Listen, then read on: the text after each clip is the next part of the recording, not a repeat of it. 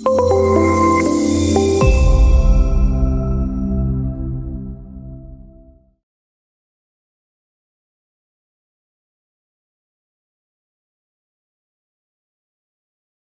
new normal has seen remote working, work from anywhere, or hybrid work models.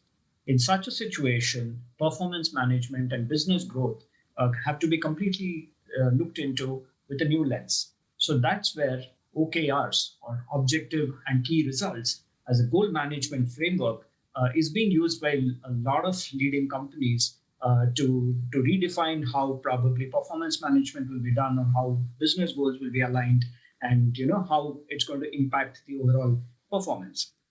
So today I have with me a special guest, Damir Abdic. He's a C-suite consultant and an OKR expert. So welcome, Damir. Really nice to talk to you today. Thanks for having me. Yeah. So Damir, give us a quick view on what OKRs actually are, and how do you see OKRs in the context of future of work? Once again, thank you for having me. So basically, OKRs, or objectives and key results, is an agile approach in setting goals and reaching goals on the company level throughout all layers in the company. Meaning, it's a way to connect the strategy that company decides to proceed with the execution of this strategy. It's a framework that basically incorporates all areas of the company, all teams, all departments. Okay. Pretty much in both days. Okay. So what do you see how do you see OKR in the context of future of work? How do you think its significance is increasing? Yes. So basically, before we go to the future, just like brief overview what happened in the past. So I've been working in the industry for 15 years, and I've seen like waves of methodologies and frameworks coming and going, and now we're kind of in this agile transition, or let's say post-transition. Many companies have already moved forward with this agile approach, and OKRs is like one of the final steps, I would say, in terms of making companies agile. Okay. The future work basically, I would say in that context, heavily relies on such methodologies that incorporate company-wide, let's say, goal pursuing and goal reaching. Mm-hmm. And I think OKRs will play a significant role in the future. Okay. So from that context, what, in your opinion, is organization culture really important for OKRs? And if yes, why do you think so?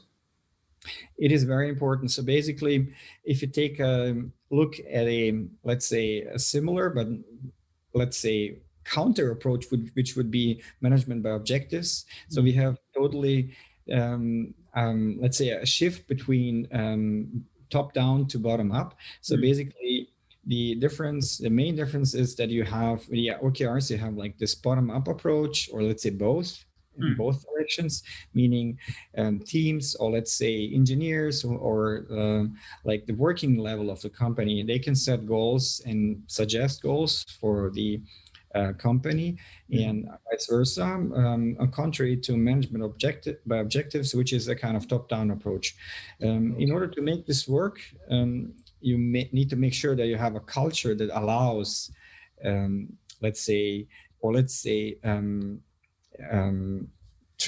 helps employees to set goals and encourage them to do so. So culture is very, very important. You need to have that autonomy, teams, and of course, let's say a call out to thinking goals. Okay. So that's a primary difference, and hence, from a culture standpoint, it requires that kind of orientation. But there could also be a lot of organizations where OKRs are being tried out for the very first time.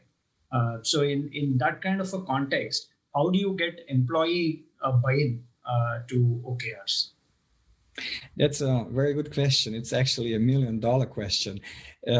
So I think there is no recipe for that. So every company is different. So they are similar in some way. I've been working with many of them, or for many of them, and they are very similar in many things. But in some other contexts, they're different. So in terms of teams dynamics, culture that I just mentioned. So there is no one size fits all, but there are some like general things that you need to consider.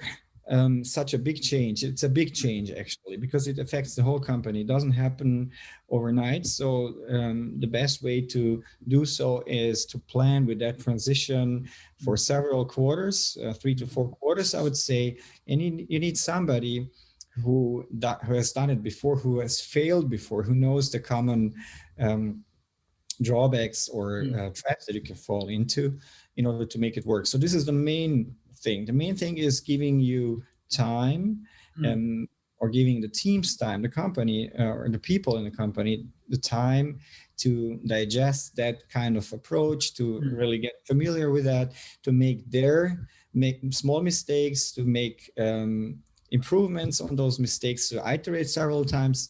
So so the short answer to that question is you need time and somebody to lead you through that. Sure. So you also mentioned that there could be potential traps. So what are some common OKR traps in your experience that you have seen? Yeah, the most common trap is basically, I would say, the horizontal alignment. So in the company, in the OKRs approach, you start, as I said in the beginning of our interview, is that we have bottom up and top down. So it's basically both at the same time or consequently. But you also have like this horizontal alignment between different departments. And like in many companies that I've seen, the IT or the engineering is the bottleneck. So obviously, many companies or most of them have more ideas than they can implement, and who's implementing them is the engineering or R&D or IT, however you call them. And they basically have big backlogs and roadmaps. They need to basically prioritize, and you really need to make sure that everyone who's aligning with IT is aligned, knows what the roadmaps are, and sets the OKRs accordingly. This is like one thing. The second thing is, of course, you need to see what is the pace of the goal reaching of the OKRs that you want to go as a company, and really analyze where the bottleneck is and work on that and fix it, or let's say enable that particular bottleneck to speed up. Okay. So technology and the IT alignment becomes a very crucial part in this to keep a watch on. So there are a lot of ways in which technology can also be an enabler for OKR success through apps, etc. So what do you think is the role that technology will play in OKR success? I think technology, or let's say tools that support OKRs, are extremely important. They are, let's say, the transition towards OKR is not a simple one, as I just explained before. You need several quarters. You will definitely make mistakes. It doesn't work in the first quarter, so it really takes time. And you really want, in that time of transition, the technology to stand out of the way in terms of just working, like supporting the transition, and it shouldn't make any trouble in that sense. Or to put it in a positive manner, it needs to work. It needs to really support the ideas, the core ideas of OKRs, and let's say take like the heavy lifting from the teams, like calculate the like say the ratio of goal reaching and stuff like that. You really want to make sure that technology works properly. Okay, so I think evaluating and picking the right tool is very crucial for its success. It's as much as putting the OKRs in itself in place. Yeah, and that's actually one of the common mistakes. So there are like several tools that you can use, and there are also, I've seen companies that don't use any tools, so they just like have kind of pages in Confluence or do it on paper. So it gets cumbersome if you want to, let's say, see where you stand with your goals. You need to do some calculation, and it's a kind of heavy lifting that you don't want to do. So basically, in the best case, you have a technology or a tool that makes heavy lifting for you. Okay. So my last question, Damir, would be if you were to snap your fingers and almost everyone in the world were to take some action related to the future workplace, what would you want that action to be?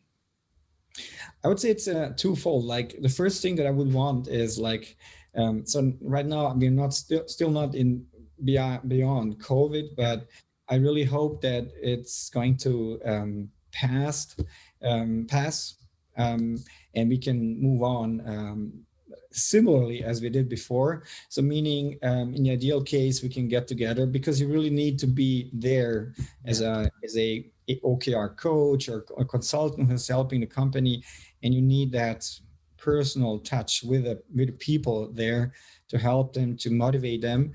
So this is like one thing. The second thing is to be realistic. I think the world has changed since COVID, and the new generation is coming. The new generation of employees, white collar, blue collar, whatever, who handle or deal with OKRs. And the trend goes to that direction that you will want to work from home, like I'm doing right now. And I think it would be great if we can have some kind of technology that supports that, or let's say emulates the presence. If I could have the full range of magic and snap like that, I would love to have like holograms where we can virtually sit together and interact and draw some things put some things on paper. So this would be like so that would be a very interesting future of workplace. Thanks a lot, Damir, for giving a perspective on what OKRs are and why it's important and what are some of the traps which they need to avoid. And most importantly, choosing the right tools to do the heavy lifting for OKR success. It was really nice talking to you. Thanks once again for your time. Thank you very much.